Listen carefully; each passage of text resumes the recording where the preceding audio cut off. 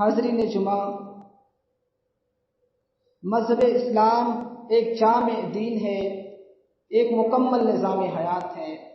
اس مذہب کے اندر زندگی گزارنے کے ہر اصول اور ہر قاعدے بتا دیے گئے ہیں کہ ہم اس دنیا کے اندر رہتے ہوئے کس طریقے سے زندگی گزاریں گے، کیا چیز ہمارے لیے اچھی ہے، کیا چیز ہمارے لیے خیر کی ہے، کیا چیز ہمارے فائدے کی ہے اور کون سی چیز ہمارے لیے نقصان دہ ہے۔ مذہب اسلام نے ان تمام چیزوں کو واضح کر دیا ہے اور کھول کھول کر بیان کر دیا ہے، اور ان تمام چیزوں کو، جو چیزیں انسان کو نقصان پہنچاتی ہیں، چاہے وہ دنیاوی اعتبار سے ہو، اخروی اعتبار سے ہو، آخرت میں نقصان پہنچانے والی ہو، تمام چیزوں کو اسلام نے ہمیں بتا دیا ہے اور پھر اس پہ روک لگا دی ہے کہ انسان ان چیزوں کو نہ کرے۔ اس سے پہلے میں نے آپ کے سامنے غیبت کے تعلق سے چند باتیں عرض کی تھی۔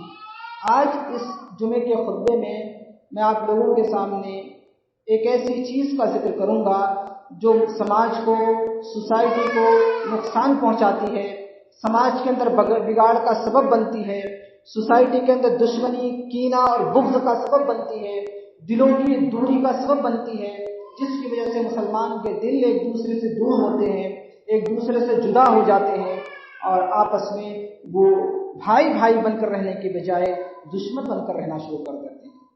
وہ چیز ہے حسد۔ اس سے پہلے میں نے اسی تعلق کی ایک چیز غیبت کی وضاحت کر دی تھی آپ کے سامنے۔ آج میں حسد کے تعلق سے چند باتیں آپ کے سامنے پیش کروں گا۔ سب سے پہلے میں یہ بتا دوں کہ حسد کہتے کسے ہیں، حسد کیا چیز ہے اسے سمجھ لیجئے، اس کے بعد اس کے نقصانات کو انشاءاللہ میں آگے بیان کروں گا۔ حسد کہتے ہیں اللہ رب العالمین نے کسی کو مال و دولت دیا، اللہ رب العالمین نے کسی کو صحت اور تندرستی دیا، اللہ نے کسی کو علم دیا، اللہ نے کسی کو عہدہ دیا، کہ جو بھی چیز ہے اللہ رب العالمین کی دی ہوئی چیز ہے، تو اللہ نے اگر یہ چیزیں کسی کو دی ہیں تو اس سے جلا جائے اور یہ تمنا کی جائے کہ یہ چیز اس سے چھن جائے، اس سے ختم ہو جائے، اس کی صحت برباد ہو جائے، اس کی دولت چلی جائے، اس کا علم چلا جائے، اس کا عہدہ چلا جائے، یہ چیز سوچی جائے، یہ تمنا کی جائے اور پھر یہ سوچے کہ وہ چیز مجھے مل جائے۔ دیکھیں حسد کے اندر دونوں چیزیں ہیں۔ حسد کی دو طریقے سے تعریف کی جاتی ہے، ایک تو یہ کہ یہ چیز اسے چھن جائے اور مجھے مل جائے، یہ بھی حسد ہے۔ دوسرا حسد یہ ہے کہ اس سے چھن جائے، مجھے ملے یا نہ ملے، وہ چیز مجھے ملے یا نہ ملے لیکن اس سے ضرور وہ چیز برباد ہو جائے، چھن جائے، یہ حسد ہے۔ اس چیز سے انسان کو بچنا چاہیے، بہت ہی نقصان دہ چیز ہے۔ آپ اپنے معاشرے کے اندر دیکھیے، اپنے سماج کے اندر ایک نظر ڈالیے، آپ اپنے سماج میں دیکھیں گے بہت سارے لوگ ایسے ہوتے ہیں جو آپ کو علم کو دیکھ کر جلیں گے، آپ کے علم سے حسد کریں گے، آپ کو اللہ نے دولت دی، مال دیا، اس سے حسد کریں گے، یہ چاہیں گے اسے کیوں اللہ نے علم دے دیا، اسے کیوں اللہ نے دولت دے دی، اسے اللہ نے کیوں مال دے دیا، اس کا مال برباد ہو جائے، اس کی دولت برباد ہو جائے، اس طریقے کی تمنائیں کریں گے، حالانکہ ان کا کوئی فائدہ اس سے ہونے والا نہیں ہے۔ بس دل کے اندر جلن اور حسد یہ ایک ایسی خطرناک چیز ہے جو معاشرے کو برباد کر دیتی ہے، سماج اور سوسائٹی کو خراب کر ڈالتی ہے۔ یہ چیز کسی کے پاس عہدہ اللہ نے دے دیا، کسی کو عہدہ ہے، اس سے دیکھ کر چلنا، اس سے حسد کرنا، اس سے چھن جائے میرے پاس آ جائے، مجھے نہ ملے لیکن اس سے ضرور چھن جائے، یہ چیزیں ہمارے دل کے اندر آج پیدا ہو رہی ہیں۔ یہ حسد ہے، یہ خطرناک چیز ہے جو معاشرے کے لیے، سماج کے لیے تباہ کن ہے، برباد کر دیتی ہے یہ چیز معاشرے کو، سماج اور سوسائٹی کو۔ یہی وجہ تھی کہ اللہ کے نبی صلی اللہ علیہ وسلم نے بڑے واضح لفظ میں کہا تھا لا تحاسدوا، مسلمانوں آپس میں حسد نہ کیا کرو، آپس میں بغض نہ رکھو، ایک دوسرے سے حسد نہیں کرو، کونوا عباد اللہ اخوانا، اور مسلمان لوگوں، اللہ کے بندو، آپس میں بھائی بھائی آپس میں بھائی بن کر کے رہو، ایک دوسرے سے حسد نہیں کرو، ایک دوسرے سے جلو نہیں، بلکہ ایک دوسرے کا تعاون کرو، ایک دوسرے کی مدد کرو۔ دیکھیں ایک چیز یہ ہوتی ہے کہ آپ یہ کوشش کریں کہ میں اس سے زیادہ علم والا ہو جاؤں، آپ یہ کوشش کریں میں اس سے زیادہ دولت والا ہو جاؤں، آپ یہ کوشش کریں کہ اللہ نے اسے صحت اور تندرستی دی ہے، مجھے بھی صحت اور تندرستی مل جائے، کریے کوشش، اسلام اس سے منع نہیں کرتا، لیکن اس کے زوال کی تمنا نہیں کریے، اس کی بربادی کی تمنا نہیں کریے، اس کی بربادی کی تمنا کیے بغیر آپ آگے بڑھیے۔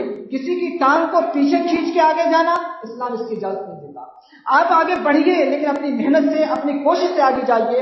اسلام کہتا ہے یہ کمپٹیشن کا اسلام قائل ہے, کمپٹیشن سے اسلام منع نہیں کرتا. آپ دیکھتے ہیں مدارس کے اندر بچے پڑھتے ہیں, اسٹوڈنٹ وغیرہ پڑھتے ہیں, وہ کوشش کرتے ہیں کہ ہم دوسرے سے آگے نکل جائیں. اسلام بھی کہتا ہے آپ اس سے دوسرے سے آگے نکل جائیے, اس سے آگے بڑھ جائیے. لیکن اسلام یہ نہیں کہتا کہ اس کی زوال کی تمنا کریے, اس کی بربادی کی تمنا کریے. یہ اسلام نہیں کہتا. اب کوئی بچہ یہ سوچے دعائیں کرے یا یہ سوچے کہ یہ پڑھ نہ پائے, امتحان میں فیل ہو جائے, میرا نمبر زیادہ آ جائے, اس کی اسلام اجازت نہیں دیتا.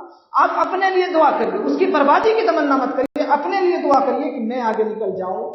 اس کی کتابیں گم کر دینا, اس کے نوٹ بکس غائب کر دینا تاکہ وہ آگے نہ نکل جائے, میرے نمبر زیادہ, اس کی اسلام قطعاً اجازت نہیں دیتا. اپنی محنت کریے, اپنی کوشش کریے, کمپٹیشن کریے, اسلام اس کی اجازت دیتا ہے, بلکہ اسلام اس کو مستحب سمجھتا ہے. ایک عالم ہے, آپ کوشش کریے اس سے بڑا عالم بن جائیے, اس سے زیادہ آپ کے پاس علم ہو جائے. اسلام اس کو کہتا ہے بلکہ اچھی چیز ہے کہ آپ اس سے زیادہ بڑے عالم بن جائیے. کوئی آدمی دولت والا ہے, اللہ کے راہ میں خرچ کرتا ہے, مسجدوں میں دیتا ہے, مدرسوں میں دیتا ہے, غریبوں کو دیتا ہے. آپ کوشش کریے اس سے زیادہ دولت والے ہو جائیے, لیکن اس کی بربادی کی تمنا نہیں کریے. اس سے زیادہ دولت والے ہو جائیے اور اس سے زیادہ اللہ کے راہ میں خرچ کریے. اس چیز کی اسلام اجازت دیتا ہے اور کہتا بھی ہے کہ ایسا کیا جائے, لیکن دوسرے کی بربادی اور زوال کی تمنا کرنا اسلام اس کی قطعاً اجازت نہیں دیتا. اسی وجہ سے اللہ کے نبی صلی اللہ علیہ وسلم نے فرمایا لا یزال الناس بخیر ما لم یتحاسبوا. اللہ کے نبی کہتے ہیں کہ لوگوں اس بات کو اچھی طرح سمجھ لو کہ سوسائٹی اور ماحول اور معاشرے کے اندر, سماج کے اندر خیر اور بھلائی تب تک باقی رہے گی جب تک لوگ ایک دوسرے سے حسد نہیں کریں. اللہ کے نبی نے کہا جب تک حسد نہیں کرنے لگیں گے تب تک اس ماحول کے اندر اچھائی اور بھلائی باقی رہے گی. جہاں سے حسد کی شروعات ہو جائے گی وہاں سے اچھائی اور بھلائی اس سماج, اس ماحول سے نکل کر چلی جائے گی. اس کی جگہ پر شر آ جائے گا, برائی آ جائے گی. جہاں خیر گیا, جہاں پر خیر نکلا وہاں پر شر آئے گا, برائی آ جائے گی. لیکن اگر حسد نہیں ہوگا اس سماج کے اندر, اس ماحول کے اندر حسد جیسی بیماری نہیں ہوگی تو اس ماحول کے اندر خیر باقی رہے گا, اچھائی باقی رہے گی, بھلائی رہے گی. جہاں حسد آیا وہاں سے خیر چلا جائے گا, بھلائی اس ماحول سے نکل کر چلی جائے گی. وہ سماج شر کی زد میں آ جائے گا, برائیوں کی زد میں آ جائے گا. دشمنی اور کینہ, کپٹ اور بغض و عداوت اس معاشرے کے اندر پیدا ہو جائے گی. اس معاشرے کے اندر لوگ بھائی بھائی بن کر رہنے کے بجائے ایک دوسرے کے دشمن بن کر رہنا شروع کر دیں گے. یہ میں نہیں کہتا, اللہ کے نبی صلی اللہ علیہ وسلم کی حدیث ہے. اللہ کے نبی صلی اللہ علیہ وسلم یہ چیز بتا رہے ہیں. اسی وجہ سے اللہ رب العالمین نے قرآن مجید کے اندر فرمایا.